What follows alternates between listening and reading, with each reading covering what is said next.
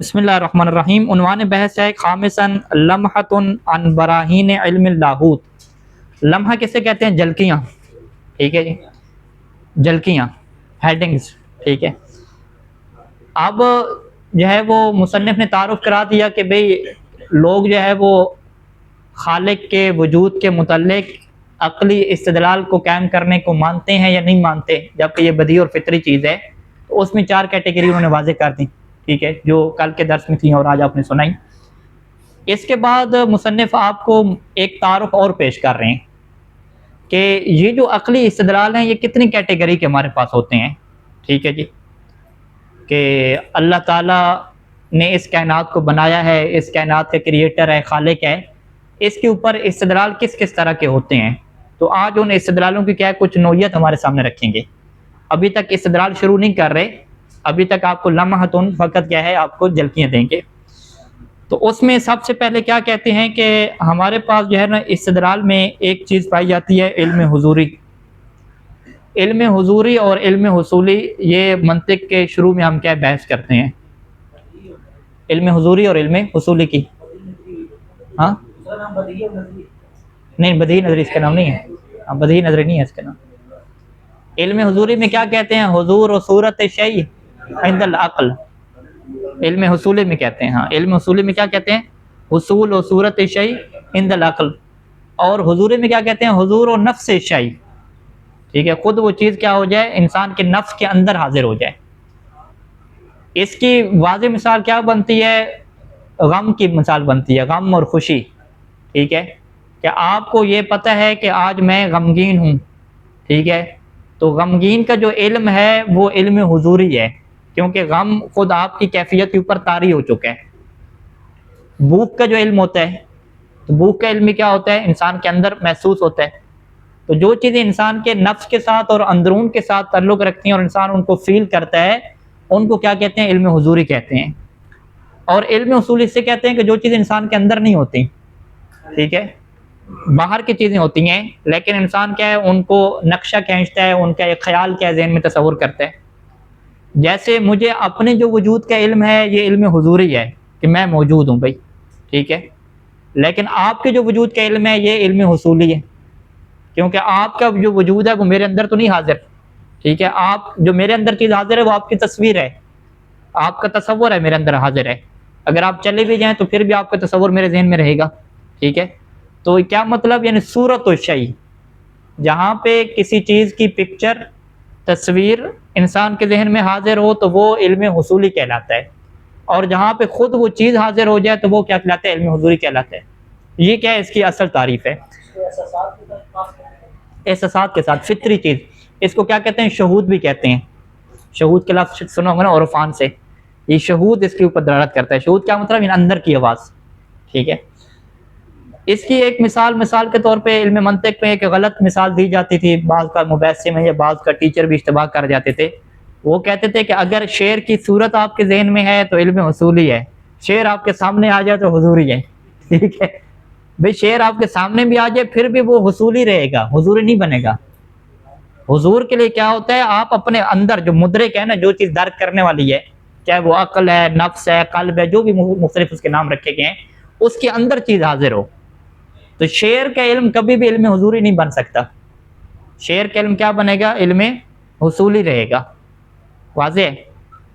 اب آ جائیں کہ اللہ کے وجود کا جو علم ہے، کیا اس کا تعلق علم حضوری سے بنتا ہے یا علم حصولی سے بنتا ہے؟ تو مصنف کہتے ہیں کہ کچھ لوگ جو صاحبان معرفت ہیں، خصوصاً اہل بیت علیہ السلام اور اللہ کے اولیاء، ان کے لیے اللہ کے وجود کا علم حضوری کیفیت رکھتا ہے، یعنی ان کے دل کے اندر ایسے ہی ہے جیسے ہمیں غم کا احساس ہوتا ہے، جیسے ہمیں بھوک کا احساس ہوتا ہے، ایسے ہی یہ احساس ان کی فطرت میں موجود ہے۔ جیسے ہمیں کبھی اپنے وجود کے اوپر ذرا برابر شک نہیں ہوا، بالکل حضوری چیز ہے۔ علم حضوری اور حصولی کے اندر یہ بھی فرق کیا جاتا ہے نا کہ علم حضوری میں کبھی غلطی ممکن ہی نہیں ہوتی، ٹھیک ہے، علم حضوری میں غلطی نہیں ہو سکتی، علم حصولی میں غلطی ہو سکتی ہے، لیکن علم حضوری یقین کی آخری کیفیت ہوتی ہے۔ تو بہت سارے جو لوگ ہیں علماء عرفان، مفکرین، یہ کہتے ہیں کہ اللہ کے وجود کا جو علم ہے اس کا تعلق علم حضوری سے ہے، شہود سے ہے۔ ہاں، اب یہ حضور کی کیفیت کیا ہے یہ الگ ہوگی۔ جیسے مثلا کسی بندے کو بھوک کا جو احساس ہے وہ بہت زیادہ ہوتا ہے. اگر وہ فرض کریں کہ پیپر میں فیل ہو چکا ہو تو پھر بھوک کا احساس تھوڑا کم ہو جاتا ہے. ٹھیک ہے. اور اگر فرض کریں کہ اچھے فرض کریں یعنی اس کی شادی ہو جائے فرض کریں تو پھر بھوک کا احساس بھی ختم ہو جاتا ہے. ٹھیک ہے. واضح ہے. یعنی بہت سارے حالات ایسے ہیں. گیمز کے اوپر مصروف ہیں بچے, گیمز کے اوپر کیا مصروف ہیں, بڑے بھی مصروف ہیں فرض کریں, تو بھوک کا پتہ ہی نہیں ہے. ٹھیک ہے. تو بھوک کا تھوڑا تھوڑا کیا ہوتا ہے پتہ ہوتا ہے. تو یہ جو کیفیت بدل رہی ہے, درد کا احساس ایسے ہے. ٹھیک ہے. یعنی درد کا جو احساس ہے, حضوری کبھی درد کا احساس نہیں ہوتا, کبھی ہوتا ہے. تو یہ جو علم حضوری کی شدت ہے اور اس کا جو ضعف ہے وہ ہر بندے میں کیا ہوگا, مختلف ہوگا. لیکن اس مکتبہ فکر کے یہ سمجھنا ہے کہ اللہ کا وجود جو ہے وہ علم حضوری سے تعلق رکھتا ہے. آپ اس کو اپنے اندر کیا کرو گے, فیل کرو گے, محسوس کرو گے اس کی. اچھا, جو عقلی استدلال والے ہیں وہ کہتے ہیں کہ نہیں, اس کا تعلق علم حصولی سے ہے اور اس کے اوپر ہم محسوس کی بات نہیں ہے, ہم عقلی دلیلیں قائم کریں گے. ٹھیک ہے جی. تو مصنف کس کیٹیگری میں جائیں گے, وہی پرانا نظریہ کہ بھئی فطری بھی ہے, شہود کے ساتھ بھی ہے. فقط جو ہمارے اندر شبہ آ جاتا ہے اس کو ختم کرنے کے لیے ہمیں عقل کو کیا کرنا پڑتا ہے, لائن پہ لانے کے لیے استدلال کا سہارا لینا پڑتا ہے, وگرنہ یہ چیز کیا شہود ہے. مثال کے طور پہ کسی بندے نے جو ہے وہ 2 دن سے کھانا نہیں کھایا, اس کو جو ہے وہ کہتا ہے جی مجھے بھوک نہیں لگی ہوئی. آپ اس کو میڈیکلی طور پہ ثابت کر کے دیتے ہو کہ آپ کو بھوک لگی ہوئی ہے, 48 گھنٹے گزر چکے ہیں, جو چیز کھائی تھی وہ ہضم ہو چکی ہے, ابھی آپ کے اندر ایک بھوک کا احساس ہے, لیکن وہ اس وجہ سے آپ کو محسوس نہیں ہو رہا کیونکہ آپ کے اوپر غم کی کیفیت طاری ہو چکی ہے. ٹھیک ہے. تو آپ غم کے اندر کھو چکے ہیں, تبھی آپ کو احساس نہیں ہو رہا, وگرنہ بھوک ہے آپ کے اندر, بھوک کا احساس آپ کے اندر ہے. ٹھیک ہے. اسی طریقے سے ایک بندہ کہتا ہے جی میں بالکل جو ہے وہ پریشان نہیں ہوں. ٹھیک ہے. آپ کہتے نہیں آپ پریشان ہیں, بس ظاہری طور پہ آپ ہنس رہے ہیں. اس کو آپ دلیلیں دیتے ہیں کہ بھی رنگ رخسار تیرے دل کا پتہ دیتا ہے. ٹھیک ہے. تو رنگ رخسار سے جو آپ دلیلیں قائم کرتے ہیں تو اس کا مطلب کیا ہے کہ آپ استدلال کی دنیا میں آپ اس کو متوجہ کر رہے ہیں کہ تمہارے اندر یہ فطرت کی آواز ہے. تو مصنف کہتے ہیں بس ہم بھی جو استدلال کا سہارا لیں گے نا وہ اسی جہت سے لیں گے کہ جو فطرت کی آواز ہے وہ انسان کے اندر دب چکی ہے, ویڈیو گیمز کھیلنے کی وجہ سے, دنیا میں مصروف ہونے کی وجہ سے اندر کی آواز دب چکی ہے. تو ہم اس کو بتائیں گے کہ یہ دیکھو رنگ رخسار, یہ فلاں چیز, تو اس سے اس کو تھوڑا احساس جگائیں گے اس کے اندر, یہ تمہارے اندر دیکھو خدا کی معرفت ہے, خدا کے وجود کے تم قائل ہو جاؤ. پھر ظاہری بات ہے وہ تو انسان تقوی کی طرف بڑھتا ہے, عبادت کی طرف بڑھتا ہے, اور پھر روایات آ جاتے ہیں کہ اتنی عبادت کرو یہاں تک کہ یقین کے مرحلے تک پہنچ جاؤ. تو وہ پھر سفر انسان کا جاری رہتا ہے کہ وہ کتنی اللہ کی معرفت اور کتنا مضبوط اس کا ایمان ہے. یعنی روایات میں کیا ہے کہ ایک بندہ جب زنا کرتا ہے تو ایمان سے خارج ہو جاتا ہے, کیونکہ اب اس کے اوپر جو اللہ کا ایمان تھا نا وہ ختم ہو گیا اس ٹائم پہ. اس کے اوپر کیا غالب آ گئی, شہوت غالب آ گئی. پھر جب توبہ کی طرف واپس آتا ہے تو پھر ایمان کیا آ جاتا ہے, واپس آ جاتا ہے. آخری زمانے میں یہی ہے کہ صبح کے ٹائم پہ انسان مومن ہوگا, ٹھیک ہے, شام کو اس کا ایمان ختم ہو جائے گا, پھر کیا ہے وہ رات گزارے گا, ہوش آئے گا تو پھر وہ مومن بن جائے گا, ایمان آتا جاتا رہے گا. ٹھیک ہے. کیا مطلب یہ اللہ کا یقین ہے, حالات ایسے بنیں گے. تو یہ جس بندے کا یقین بالکل آخری جو ہے وہ یقین تک پہنچ جاتا ہے, پھر وہ مخلصین میں سے ہو جاتا ہے. مخلصین یعنی لام کے اوپر فتح کے ساتھ, کہ جس کے بارے میں شیطان نے بھی کہا تھا کہ میں بھئی ان کے اوپر بس نہیں چلا سکتا. ٹھیک ہے. جن کو مخلص کی فیلڈ میں جاتا. تو مخلص کے جتنے بھی علماء ہیں, نیک لوگ ہیں, یہ ہمیشہ محنت کرتے ہیں. یعنی ہم جب سب لوگ محنت کر رہے ہیں تاکہ ہم اولیاء میں شامل ہو جائیں, اولیاء المقربین میں چلے جائیں, اسی کے لیے ساری محنت ہو رہی ہے. یہ عقائد ہو گیا, فقہ ہو گیا, معرفت ہوگی, تاکہ ہم اپنے ذہن کو اتنا مضبوط بنا لیں کہ اب جو ایمان کی کیفیت ایسے ہو کہ جیسے قبلہ صاحب ہمارے سامنے بیٹھے ہیں. ٹھیک ہے. قبلہ صاحب سامنے بیٹھے ہوں تو نماز بھی انسان اچھی پڑھتا ہے. ٹھیک ہے. اور باقی بھی کیا ہے, موبائل اس کے سامنے چلا رہا ہو تو اس کو بھی کیا ہے احتیاط سے چلاتا ہے کہ کوئی اور چیز نہ آ جائے, کوئی اور چیز کیا نہ کھل جائے. تو جب اللہ کے یقین کے یہی حال بن جائے گا کہ بھی اللہ میرے سامنے بیٹھا ہے, ٹھیک ہے, اللہ میرے سامنے حاضر ہے بالکل, تو پھر انسان کی زندگی جو ہے وہ مکمل طور پہ کیا ہو جاتی ہے, چینج ہو جاتی ہے, تبدیل ہو جاتی ہے. جیسے کیمرے لگے ہوں, ٹھیک ہے, کیمرے لگنے سے حالات بدل جاتے ہیں نا. تو یہی جو کیمرے ہیں, یہ جب انسان کے اندر یقین کا ایک مرحلہ پیدا ہوتا ہے تو حالات کیا بدل جاتے ہیں. یقین کے کیمرہ, اور اس یقین کے کیمرے کے تعلق کس سے بنتا ہے, علم حضوری سے بنتا ہے, جس کو ہم کیا کہتے ہیں, یقین کی کیفیت کہتے ہیں. تو علم عرفان جو ہو گیا اور عبادت اور یہ ساری چیزیں, تفکر ہو گیا, افضل بات تفکر, یہ اسی سلسلے کی ساری کیا ہیں, کڑیاں ہیں. اچھا, عبارت پہ آج اس کو ختم کرتے ہیں. خامساً لمحۃ عن براہین علم اللاہوت, ان اثبات وجود الخالق العظیم للکون وما فیہ، کہ یہ ثابت کرنا کہ خالق عظیم موجود ہے، وجود ہے، کس کے خالق عظیم؟ للکون، اس کائنات کا، وما فیہ، اور اس کے اندر جو بھی چیزیں ہیں، من کائنات حیۃ وغیر حیہ، چاہے وہ زندہ چیزیں ہیں یا جو ہے وہ زندگی نہ رکھنے والی چیزیں ہیں، پہاڑ وغیرہ ہو گئے۔ ان اثبات وجود الخالق العظیم ممکن بطرق استدلالیۃ عدیدۃ، یہ جو اثبات کرنا ہے نا اللہ کے وجود کا، یہ طرق استدلالی سے، استدلالی طریقوں سے ممکن ہے، اور وہ بہت زیادہ ہیں۔ وَنَكْتَفِي هُنَا بِذِكْرِ جَانِبٍ مِنْهَا فقط، اور ہم یہاں پہ اکتفا کرتے ہیں کہ وہ عقلی استدلال کس کیٹیگری کے ہوتے ہیں، فقط آپ کو اس کا کیا کرواتے ہیں؟ تعارف کرواتے ہیں۔ سب سے پہلے وہ لکھتے ہیں کہ یہ جو معرفت ہے، معرفت اللہ تعالیٰ کی معرفت کیسے ہوگی؟ معرفت میں بریکٹ میں کیا لکھا؟ العلم الحضوری، علم الانسان اما یکون حضوریا او حصولیا۔ القسم الاول هو العلم، پہلی قسم کیا حضوری کی ہے؟ هو العلم الذي يحضر فيه عین الواقع المعلوم، کہ جس میں وہ عین واقع جس کا علم انسان کر رہا ہے وہ حاضر ہو جاتی ہے۔ ابھی کہاں پہ حاضر ہوتی ہے؟ لدى العالم، عالم کے پاس۔ اب عالم کے پاس حاضر ہوتی ہے تو مثال وہی بنے گی کہ شعر اس کے سامنے لے آئیں، نہیں، پھر یہاں پہ اندر لکھا کہ ابھی عالم کے پاس حاضر ہونے کا مطلب کیا ہے؟ عالم یعنی علم والا، جو علم حاصل کرنے لگا ہے، اس کے پاس حاضر ہونے کا مطلب کیا ہے؟ کہ النفس او ای مدرک آخر، کہ خود اس کے نفس کے اندر حاضر ہوتی ہے، یا نفس آپ کہہ دیں، یا جو بھی آپ مدرک، جو بھی چیز درک کرنے والی ہے، جو شعور ہے اس کا، جو اس کا دل ہے، اس کا جو دماغ ہے، جو بھی آپ کہہ لیں، اس کے اندر ایک چیز اگر حاضر ہوتی ہے، اس کو اندر سے پتہ چلتا ہے، تو اسے کیا کہتے ہیں؟ علم حضوری کہتے ہیں۔ ولیس صورت و ذہنی، ایسا نہیں ہے کہ اس کی کوئی تصویر، اس کا کوئی تخیل اس کے ذہن میں حاضر ہوتا ہے۔ وَيَظْفَرُ الْعَالِمُ بِشَخْصِيَّةِ الْمَعْلُومِ، اور یہاں پہ عالم کامیاب ہو جاتا ہے کہ اس معلوم کو کیا کرے؟ تشخص کرے، جان لے کہ یہ چیز کیا موجود ہے۔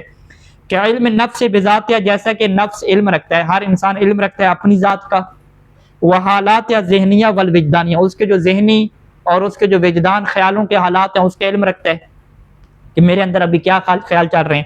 من قبیل علم الانسان، جیسا کہ اس کی کیا مثال ہے کہ انسان کو علم ہوتا ہے کہ بأنہ حزین، کہ وہ پریشان ہے، او مسرور، یا خوش ہے، او جائع، یا کیا ہے؟ بھوکا ہے۔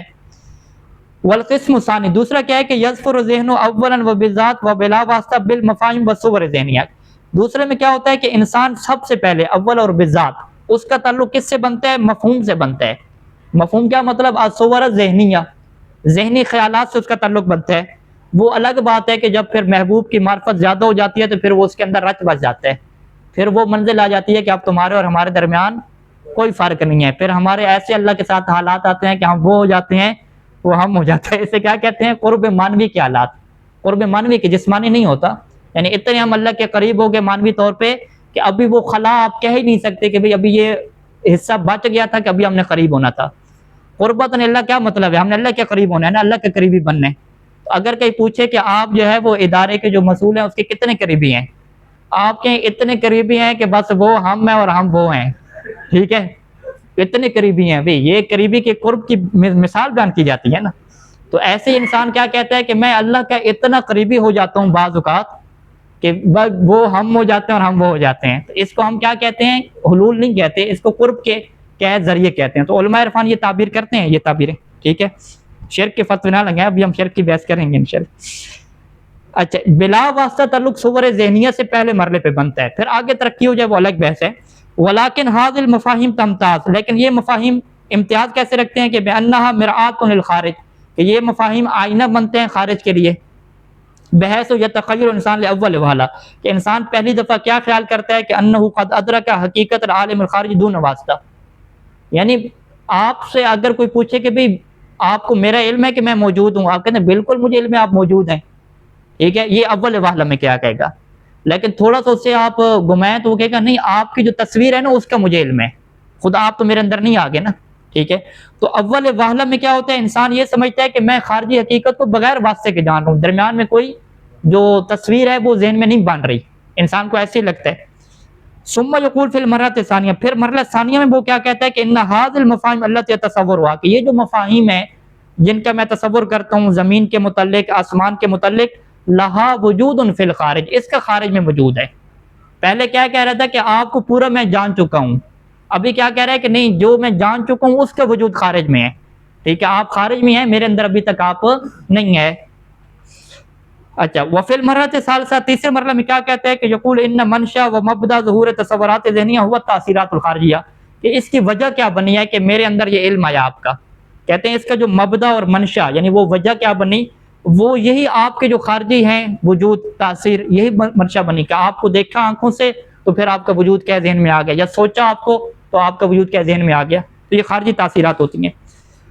اب یہ کیا مقدمہ ہو گیا، آگے چلیں. وَبِالطَّبْعِ فَإِنَّ الْبَرَاهِينَ الَّتِي تُقَامُ لِإِثْبَاتِ وُجُودِ اللَّهِ تعالیٰ، کہ وہ براہین کے جو قائم کیے جاتے ہیں اللہ کے وجود کو ثابت کرنے کے لیے، لا تخرج عن نطاق هذين القسمين، وہ برہان ان دو قسموں سے خارج نہیں ہے، کہ کبھی برہان سے وہ آپ کے اندر ثابت کریں گے اور کبھی برہان سے آپ کے استدلال عقلی کے سطح پہ کیا کریں گے، ثابت کریں گے.